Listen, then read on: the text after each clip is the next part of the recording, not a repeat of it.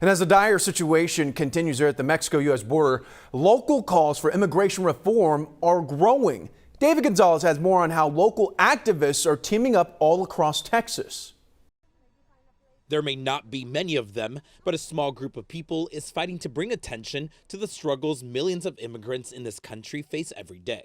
So today we say no more, and today as Texans, we stand together to call for attention, to call for justice, and to call for a resolve for our lives, because we can't keep living months at a time. Cesar Espinosa with Fiel, an immigrant rights organization, and Texas Organizing Project, which works to give people of color the power and representation they deserve, hit the road from Houston to Austin Saturday morning.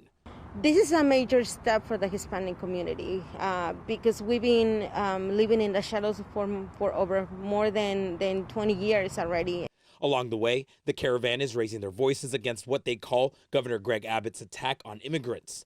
With this proposal for a pathway to citizenship, not only for essential workers, for farm workers, DACA recipients, and TPS holders, opens the door for many families to fix their immigration status. The group wants to see lawmakers carve a pathway to citizenship.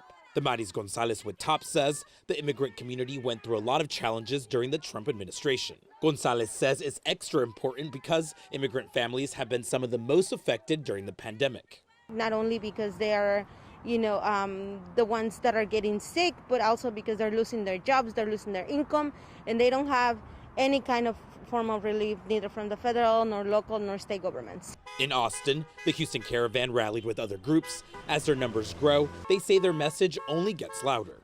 In Houston, David Gonzalez, KHOU 11 News.